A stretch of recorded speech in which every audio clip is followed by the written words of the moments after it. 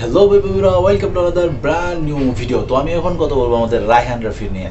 আমি জানতাম রায়হান রাফি একজন চলচ্চিত্র ডিরেক্টর, কিন্তু আমার কাছে মনে হইতেছে শুধু তাই নয়, রায়হান রাফি একজন বড় মাপের অভিনেতাও বটে। কেন এই কথা বলছি দেখুন, এই তাণ্ডব সিনেমাতে নাকি আমাদের আরফান নিশো, মানে আরফান শিশু যাকে বলে আর কি পাবলিকরা, যাই হোক ওই বিষয়ে তো আমি কথা বলতে চাই না, ওনার নাকি একটা কেমিও থাকবে এই তাণ্ডব সিনেমায়।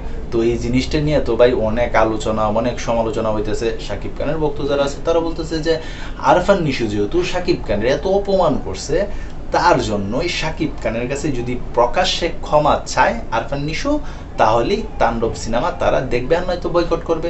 কিন্তু আরফান নিশু তো ভাই এই বিষয়ে কোনো মুখ খুলে নাই। এমনকি প্রথম আলো অনুষ্ঠানে কিন্তু একই মঞ্চে দুজন ছিল, কিন্তু কেউ কারো দিকে পর্যন্ত তাকিয়েও দেখে নাই।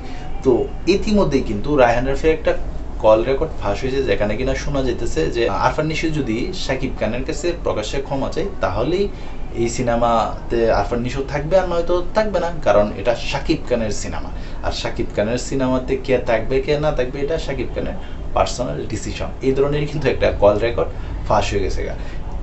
কোনো প্রযুক্তিগত কারণেই কিন্তু এই রেকর্ডটা শোনাতে পারতেছি না। তবে যাই হোক, তো তোমরা তো সবাই ক্লিয়ার হইলা, রায়হান রাফি কিন্তু এই কথা বলছে। তো এই কথা সত্য না মিথ্যা তা কিন্তু এখন পর্যন্ত কেউ যাচাই করে নাই।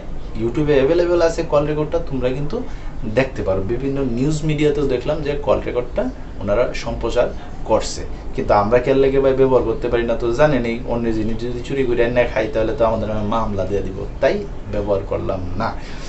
তবে ঘটনা যা হয়েছে, এই সিনেমাতে শুধু আরফান নিশু না, এই সিনেমাতে কিন্তু সিয়াম আহমেদেরও কিন্তু একটা কেমিও থাকবে। এটাও কিন্তু এখন সবাই জানে, ওপেন সিক্রেট, এগুলা বললে এখন কোনো লাভ নেই।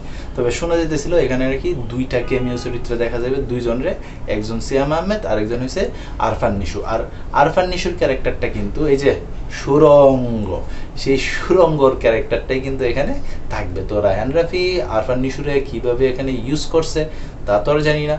তবে এই তাণ্ডব সিনেমা দেখার পর থেকেই কিন্তু আমাদের সিদ্ধান্ত নেওয়া উচিত যে সিনেমাটা কেমন হয়েছে বা কেমন হয় না, এখানে কে আছে এখানে কে নাই। তো এই ছিল এখনকার মতো ভিডিও। তো সবাই ভালো থাকবা, সুস্থ থাকবা, কাছের মানুষটা ভালো রাখবা। ধন্যবাদ সবাইকে, আল্লাহ হাফেজ।